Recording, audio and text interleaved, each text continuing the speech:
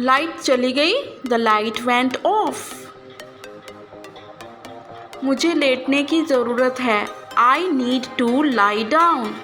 आप कितने भाई बहन हैं? How many brothers and sisters are you? मैंने कभी सोचा नहीं था कि आप ऐसा करेंगे।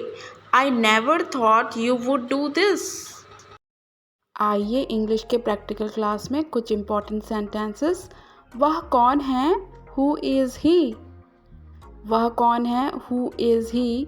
ही is a cute little boy. ये तो एक छोटा सा प्यारा लड़का है। He is a cute little boy. क्या तुम इसे जानते हो? Do you know him? Do you know him? What is his name? उसका नाम क्या है? What is his name? What is his name? वह कहाँ रहता है? Where does he live? Where does he live? कहाँ रहता है? Where does he live?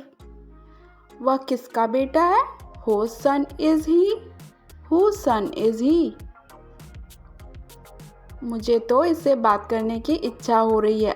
I just want to talk to him. ये आपको ले चलते हैं प्रैक्टिकल इंग्लिश क्लास में। तुम क्या कर सकते हो? What can you do? तुम क्या कर सकते हो? What can you do? मैं पेड़ पर चढ़ सकता हूँ। I can climb a tree. I can climb a tree. नहीं, तुम पेड़ पर नहीं चढ़ सकते। No, you cannot climb on the tree. मुझे देखो तो। Just see me. Just see me. मैं इस पेड़ पर चढ़ रहा हूँ। I am climbing on this tree. I am climbing on this tree. सावधानी से चढ़ो। Climb carefully. Climb carefully.